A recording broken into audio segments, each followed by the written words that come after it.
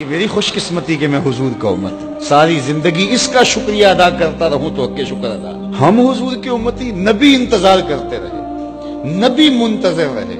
حضرت عیسیٰ نے تو نام بھی بتا دیا نا, لوگوں میں جا رہا ہوں چلو نام بھی بتا دیتا ہوں, میرے بعد جو آنے والا اس کا نام احمد ہوگا. نبی انتظار کرتے رہے, 12 نبیوں نے انتظار کیا حضور کی امت میں ہونے کے لیے, تمنا کی. نستورہ راہب انتظار کرتا رہا, بحیرہ راہب انتظار کرتا رہا, زندگیاں گزار دی انہوں نے. سلمان فارسی کی کہانی سن لو, مجوسی کے بیٹے تھے, حق کی طلب میں نکلے, باپ نے گھر سے نکال دیا.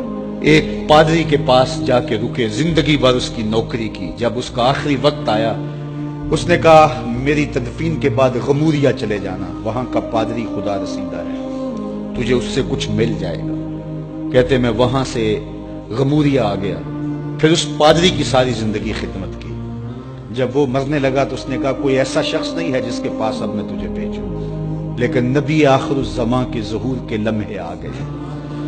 تو یہاں سے یثرب چلا جا, وہ اس نبی کی ہجرت گاہ ہوگی, تیری زندگی سنور جائے گی. تو نے بڑی محنت کی ہے, بڑی نوکری کی ہے میری. کہتے میں نے اس کو کہا کہیں ایسا نہ ہو میں دھوکہ کھا جو مجھے کوئی نشانی بتا دے. اس نے کہا 3 نشانیاں, ایک صدقہ نہیں لے گا, دوسرا ہدیہ رد نہیں کرے گا, تیسرا 2 کندھوں کے درمیان مہر نبوت. کہتے ہیں میں نے اس کی تدفین کی, یثرب کی جانب جاتے ہوئے ایک قافلے میں شامل ہو گیا.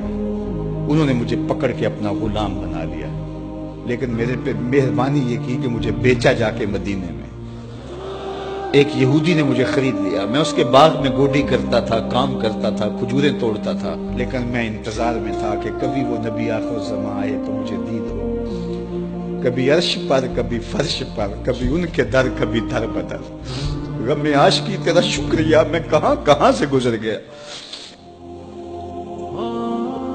گیا تھا صدقے کی نیت سے, جا کے حضور کو پیش کی. آقا کریم نے فرمایا ہم نبی صدقہ نہیں لیتے. کہتے ہیں نشانی ایک پوری ہوگی. کہتے ہیں کہ میں کچھ دنوں کے بعد اور کھجوریں لے گیا, اور میری نیت ہدیہ کی تھی, میں نے پیش کی, حضور نے قبول فرما لی. لیکن میں بھی کہتا تھا تیسری نشانی بھی پوری ہو لے تو پھر مانوں گا, اور وہ کیا تھی 2 کندھوں کے درمیان مہر نبوت. کہتے ہیں ایک دن حضور میرے باغ میں آئے, اور آقا کریم نے اپنے مبارک کندھے پہ چادر رکھی ہوئی تھی, اور چادر کی اوٹ میں مہر نبوت چھپی ہوئی تھی, اور میں پیچھے ہو کے دیکھتا تھا. اور میری آرزو یہ تھی کہ کوئی تیز جھونکا ہوا کا آئے اور چادر ہٹ جائے اور میں مہر نبوت کی زیارت کر لوں. حضور میرے ارادہ قلب سے آگاہ ہوئے. فَأَلْقَى إِلَيَّ رِدَاءَهُ, حضور نے چادر اتار کے میری جانب پھینکی, اور پھر ایسے رخ کر کے فرمایا انظر الی ما امرت بہ, اس پادری نے جو بتایا تھا دیکھ لے آ کے.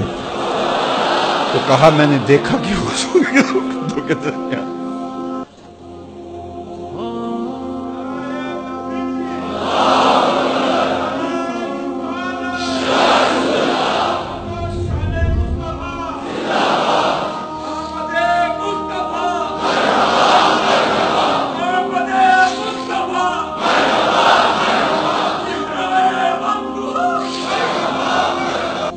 ہم نے تو کوئی انتظار نہیں کیا نا, ہم نے تو کوئی دکھ نہیں سہا. ہم سوئے تھے مقدر جاگ اٹھے. ہمارے والد مسجد سے مولوی صاحب کو بلا لائے, انہوں نے کان میں آ کے کہا مبارک ہو تو حضور کا نوکر بن کے آ رہا. ہمیں وہ نبی ملا جو نبیوں کا نبی.